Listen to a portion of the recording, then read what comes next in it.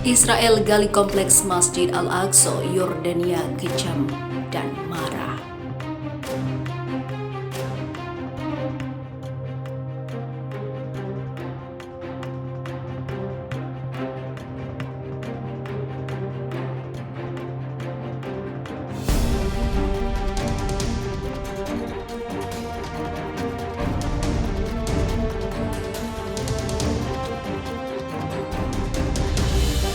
Israel melakukan penggalian di dekat dinding burak di kompleks Masjid Al-Aqsa di Yerusalem. Pemerintah Yordania marah dan mengecam tindakan rezim Zionis tersebut. Kementerian Luar Negeri Yordania mengatakan tindakan penggalian itu sebagai pelanggaran terbaru terhadap Masjid Al-Aqsa. Dinding burak itu adalah bagian dari kompleks Masjid Al-Aqsa, kata juru bicara kementerian tersebut, Daifallah Fayez, pada Senin 11 Januari 2021. Dia menegaskan bahwa Yordania menolak semua tindakan sepihak Israel di Yerusalem Timur yang diduduki kota tua Yerusalem dan Masjid Al-Aqsa. Menurutnya, provokasi rezim Zionis tersebut melanggar hukum internasional. Fayez mengatakan pekerjaan, pengelolaan, dan juga pemeliharaan di kompleks Masjid Al-Aqsa termasuk dinding dan gerbangnya diawasi oleh Awqaf ataupun Awqaf Islam Yerusalem yang dikelola Yordania di bawah hukum internasional. Lembaga itu juga mengawasi status quo situs suci tersebut. Yordania, seperti dikutip Xinhua, meminta Israel untuk menghentikan pelanggaran dan provokasinya serta menghormati status quo dan sejarah kota tua Yerusalem. Di sisi lain, Rusia dukung solusi yang adil untuk Palestina. Ini yang akan dilakukan Vladimir Putin. Presiden Rusia Vladimir Putin dan Presiden Palestina Mahmud Abbas membahas penyelesaian konflik Timur Tengah melalui pembicaraan telepon. Putin menegaskan kembali bahwa penyelesaian konflik Palestina dan Israel harus mengedepankan solusi yang adil. Rusia mendukung solusi yang adil untuk konflik Palestina-Israel sesuai dengan kerangka hukum internasional yang ada. Dalam konteks ini, persatuan antar Palestina perlu ditekankan dan diperkuat, ujar pernyataan Kremlin. Awal tahun ini, Presiden Amerika Serikat Donald Trump merilis rencana perdamaian Timur Tengah untuk mengakhiri konflik Israel-Palestina.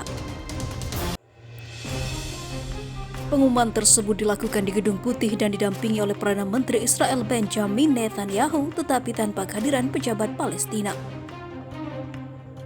Dalam proposal perdamaian itu, Donald Trump menyebut bahwa Yerusalem merupakan ibu kota Israel yang tidak terbagi dan mengakui kedaulatan Israel atas sebagian besar wilayah tepi barat. Rencana aneksasi tepi barat muncul dari proposal yang disebut sebagai kesepakatan abad ini.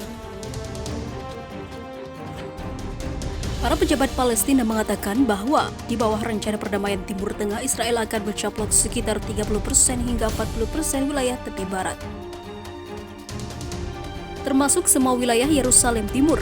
Palestina menginginkan wilayah Yerusalem Timur, tepi barat, dan jalur Gaza untuk membentuk sebuah negara yang merdeka di masa depan. Sekitar 650.000 orang Yahudi Israel saat ini tinggal di lebih dari 100 pemukiman yang dibangun sejak 1967. Ketika Israel menduduki tepi barat dan Yerusalem Timur. Hukum internasional memandang tepi barat dan Yerusalem Timur sebagai wilayah pendudukan dan menganggap semua aktivitas pembangunan pemukiman Yahudi di wilayah itu adalah ilegal, ungkapnya. Sementara itu, ternyata Israel sedang dilanda ketakutan ancaman perang Turki. Makanya hati-hati. Satu persatu negara-negara Muslim di dunia mulai luluh dan memilih berdamai dengan Israel. Sebelumnya, Uni Emirat Arab menjadi negara Muslim ketiga di dunia yang menormalkan hubungan dengan bangsa Yahudi itu setelah sebelumnya dilakukan Mesir dan Yordania puluhan tahun silam. Perdamaian antara Uni Emirat Arab dan Israel cukup mengejutkan, terutama saat ini memang Israel menjadi musuh bersama negara-negara Arab, yaitu Teluk juga karena penjajahan terhadap bangsa Palestina. Apalagi baru-baru ini Maroko juga ikut menormalisasi hubungannya dengan Israel. Lalu negara muslim mana lagi yang mampu menandingi kekuatan Israel? Dalam beberapa waktu ini hanya Iran seorang diri yang terlihat punya nyali untuk melawan Israel. Iran melakukan perlawanan terhadap Israel dan dengan dalih ingin merebut kembali kota suci Yerusalem dan memerdekakan Palestina. Namun perjuangan Iran mulai memudar seiring dengan terhabisinya Jenderal Besar Iran dalam operasi yang dilakukan militer Amerika didukung Badan Intelijen Israel. Memang Iran masih memiliki semangat juang untuk menggempur Israel. Terbukti mereka telah memperkuat persenjataannya dengan berbagai rudal-rudal. Iran juga telah menguatkan sistem pertahanan dan juga intelijennya dengan mengorbitkan satelit mata-mata. Israel juga seolah terhenyak melihat kemajuan kekuatan persenjataan militer Iran di tengah embargo senjata yang masih menjerat. Apalagi Iran diisukan telah memiliki rudal nuklir yang dapat menghancurkan Israel dalam sekejap saja. Tapi apakah benar Iran menjadi negara yang saat ini menjadi musuh terberat bagi Israel? Ternyata jawabannya tidak. Sebab dalam laporan eksklusif yang diterbitkan salah satu media terbesar di Inggris, The Times, dikutip FIFA Militer, Yossi Cohen menyebut bahwa kekuatan Iran kian melemah. Cohen menuturkan negara muslim yang paling membuat takut dan menjadi ancaman terbesar bagi Israel saat ini ternyata adalah Turki. Ketakutan Israel pada Turki cukup berdasar. Penasihat keamanan Yunani Laksamana Alexandros Diakopoulos melalui surat kabar Kathimerini mengungkap semua alasan di balik ketakutan Israel pada Turki tersebut. Menurutnya, ancaman terbesar yang dihadapi Israel saat ini ialah terkait penolakan Turki atas proyek besar pipa yang menghubungkan antara Israel, Yunani, dan Siprus. Pipa gas itu merupakan jalur utama suplai endapan gas lepas pantai benua ataupun baru yang ada di Mediterania Timur menuju benua Eropa.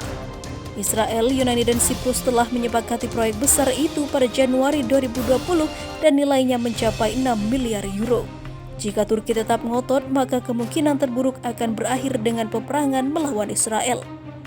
Yang terpenting adalah kekuatan militer Turki telah jauh dibandingkan Israel. Faktanya, berdasarkan data kekuatan militer dunia per tahun 2020 yang dirilis Global Firepower, Turki saat ini merupakan negara dengan kekuatan militer terkuat ke-11 dunia, sedangkan Israel hanya berada di ranking 18. Dan armada perang yang dimiliki Turki jauh lebih banyak dan canggih ketimbang Israel. Dan jika Turki mau, dia bisa menggempur Israel sampai bangkrut.